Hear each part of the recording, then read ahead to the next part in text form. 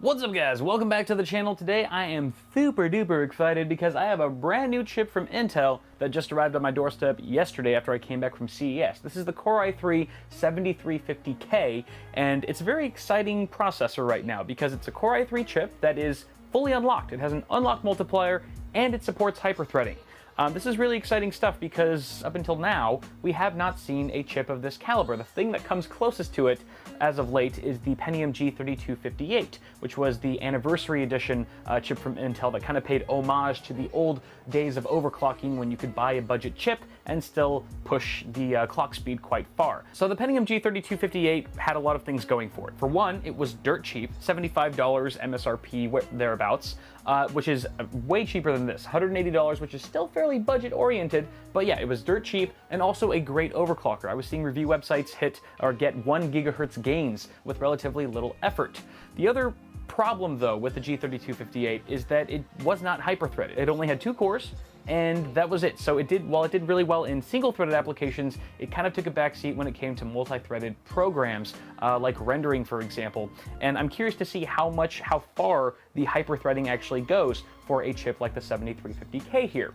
The other thing is that the G3258 didn't have the most cache. It had 3 megabytes of L3 cache compared to 4 on this chip, which doesn't seem like a huge boost, but it actually is. 33% increase in cache means there's more data that can be stored to the internal cache here for really quick access, and that could be a huge bottleneck if you don't have enough of it. So I'm also curious to see how that affects our gaming performance and our rendering performance in today's tests. Now, the other thing to note about this guy is that it comes 4.2 gigahertz out of the box. And again, with Kaby Lake family, I'm expecting at least 4.9, possibly 5 gigahertz on a manual overclock in the BIOS, which would be pretty sweet. Again, that would help us a lot with single-threaded applications, but when it comes to multi-threaded apps, we're going to see how far these extra threads, these 4 threads, can actually take us. And we're going to be comparing this chip to the Core i5 6600K. That's only because I don't physically have a 7600K on hand, which is the the Kaby Lake equivalent to the 6600K, both Core i5s. However, the performance difference between those chips should be very marginal, and so comparing this to the 6600K should still give us a pretty good idea of how close we get in terms of performance, coming from a $180 i3 to a $250 i5 within Kaby Lake. Now, a final note of mention before we dive into the testing hardware is that this chip is only rocking a 60-watt TDP, so it's fairly power efficient. And on top of that, when we're dealing with only 2 cores on the die, we actually have a lot less heat to deal with inside of the overall package, which is going to be really good for potentially overclocking. We have a bit more thermal headroom in that degree, pun intended, and we also don't have as much requirement in terms of our CPU cooler. So you might actually even be able to save a little bit money getting like a $25, $30 cooler to slap on this guy, as opposed to maybe having a water cooling solution or an AIO on top of a Core i5, for example, if you are going to be overclocking. On that note, let's go ahead and take a look at the testing hardware that we have over there, because Lord knows I don't want to spoil you guys with my beautiful face all day. So this be the testing setup that we be rockin', matey, yar! So you can see here we've got a brand new Z270 board. This is the Asus TUF Z270 Mark I. Very nice looking motherboard, by the way. That is going to be rocking, of course, a GTX 1060. That is a Founders Edition from Nvidia. Now this is running stock. This is going to be running stock throughout the entire video. As far as memory goes, we've got 16 gigs of Corsair Vengeance LPX. That is the low profile stuff at 3200 megahertz. And right now we're actually I got the 6600K in there, humming. It's purring like a tiger. It's 4.6 gigahertz overclocked, and we've got it being cooled by a Corsair H100i GTX V2. That's right? I think the names on their coolers get more and more confusing. We've also got a 750 watt power supply, the HX series from Corsair. This is the original power supply I used in my first ever build back in 2011, but it's still a working power supply. It works pretty nice. And then we've got a 1 terabyte Crucial MX200 right here with our OS and games and everything else. So that's pretty much what we're looking at right now, guys. You can see I've got Unigine Heaven just kind of warming things up right now on the test bed. And well, let's go ahead and just rock this shit. I'm going to go run all the tests. We've got three or four games and a synthetic or 2 and some rendering tests. So I'm going to fire those up, and then I'm going to go ahead and just swap out the 7350K. I'm going to put the 7350, where is it? Where is it? Oh God, I thought I lost you. I was so scared. I was so, don't ever do that again. So after the 6600K gets all tested, we're gonna go ahead and slide in the 7350K. I'm gonna go ahead and overclock the crap out of it, and I'm gonna circle back to you guys and let you know what kind of clock speeds I was able to get away with this beautiful Core i3. Oh yeah. Oh yeah, it's coming. It's coming. Ooh. All right, y'all, the 7350K has been installed. I have given it a hefty overclock to 5 gigahertz. Holy moly, that is pretty sweet. The voltage that I dialed in was 1.42. Very similar to some other review sites that have already posted their reviews on this chip. It's reading the Core VID, the Core VID is 1.1, fluctuates between 1.1 and 1.2 as of now. We are rendering in Adobe Premiere Pro. I threw in a 5-minute 4K clip at 32 megabits per second bitrate, and you can see here we've got all four. We got both cores and all 4 threads that are just frickin' maxed out at 100%. So this is taxing the CPU pretty much across the board. And you can see the rendering going down right there pretty smoothly.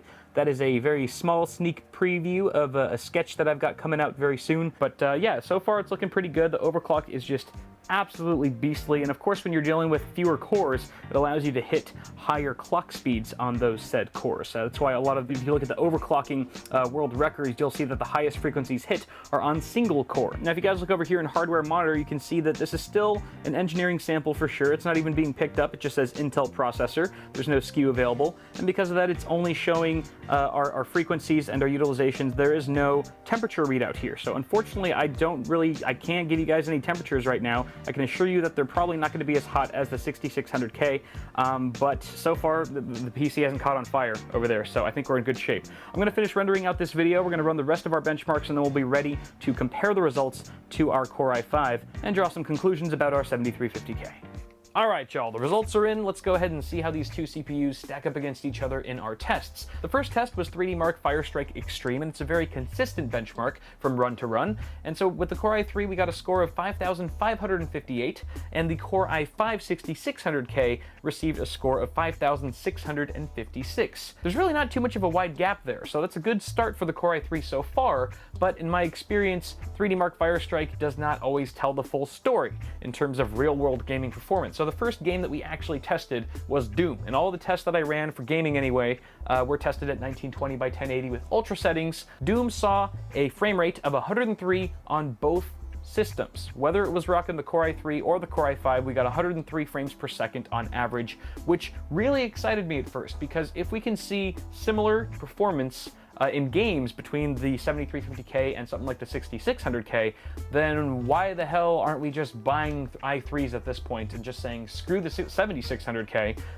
because there's hardly any bottlenecking going on. But before I got too excited, I did run Metro last light and saw that there was a bit more gap there. We went from 79 frames per second with the Core i3 to 84 FPS with our Core i5, and that's still really not too bad. That's a 6% slowdown, and I would gladly take that performance hit in order to save, you know, $50, $60, $70 on a Core i3 chip. However, in our last test, which was Grand Theft Auto 5, and I always use this test when I'm benchmarking CPUs and doing CPU comparisons because it is such a CPU-bound and intensive game. Not to say it's not GPU-bound, but it definitely taxes the CPU very heavily, and that was quite a kicker in the gonads, let me tell you. We went from 48 frames per second on the Core i3 to 60 FPS with our 6600K, a 20% slowdown, going from 4 physical cores to 2 physical cores with hyperthreading. Yes, there will be bottlenecking with the Core i3 with this particular CPU in certain games. So this could be an issue if you're trying to squeeze the most performance out of your GPU and don't want to get bottlenecked by your processor. Maybe the Core i3 isn't so hot 100% of the time in gaming. Let's see how it did in rendering though. Our first test in this category was Handbrake, which is very much a multi-threaded application for rendering videos. And the video I used, the sample clip, was a 3 or 4 minute screen capture of GTA 5 rendered out at 1920 by 1080 using H.264 encoding. And the Core i5 6600K rendered that in 1 minute and 58 seconds, just under 2 minutes. And the Core i3 rendered out the same clip in 2 minutes and 46 seconds. So we saw almost a 33% slowdown going from the Core i5 to the Core i3. Finally, with the more strenuous rendering test, which you guys already got a peek of, Adobe Premiere Pro rendering out a 4K 5-minute clip at 32 megabits per second target bitrate.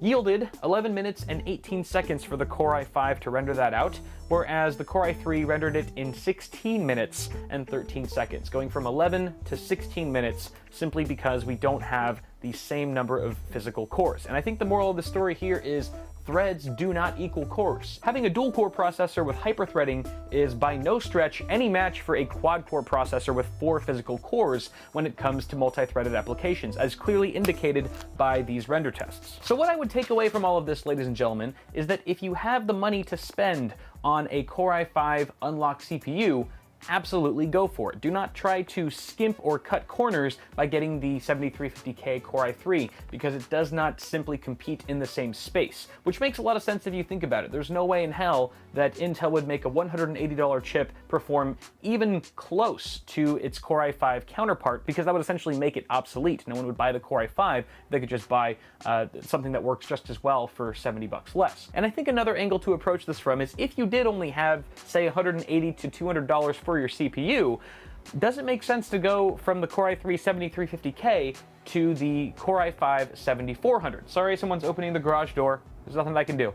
Just keep rolling. The Core i5 7400 is a quad-core chip, but it is locked. It doesn't have any potential headroom to go any further than its 3 GHz out-of-the-box frequency. I think the best choice between those two CPUs is going to heavily depend on your needs as a user. So if you're going to be using multi-threaded applications frequently, or you're rendering videos out constantly, then I would say go for the entry-level Core i5, because at the end of the day, even if you can't overclock it, having 4 physical cores is going to be way more beneficial with those particular tasks than, say, having a higher number of logical cores by the way of hyperthreading. Now, conversely, if you aren't using multi-threaded applications often and your main focus is on programs that utilize only 1 CPU core at a time, then the 7350K could make a lot of sense, especially if you're on a super tight budget of around $180 for your CPU.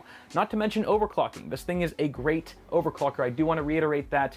Up to 5 GHz with really no other tweaking other than changing the BIOS and the multiplier, which is super nice to see. Not to mention those higher clock speeds are going to make those single-threaded apps run a lot faster and make your day-to-day tasks just feel overall more zippy in the end. But that is pretty much, I think, all I wanted to say about the Core i3 7350K. Guys, let me know your thoughts in the comments below. This is a hugely talked about CPU right now on the Intel side of things, and I'm curious to hear what you guys have to say about it. So also feel free to toss me a like on the video if you enjoyed it. Feel free to subscribe to the channel for more tech stuff coming at you guys really soon. And until we meet again, I'll see y'all in the next video.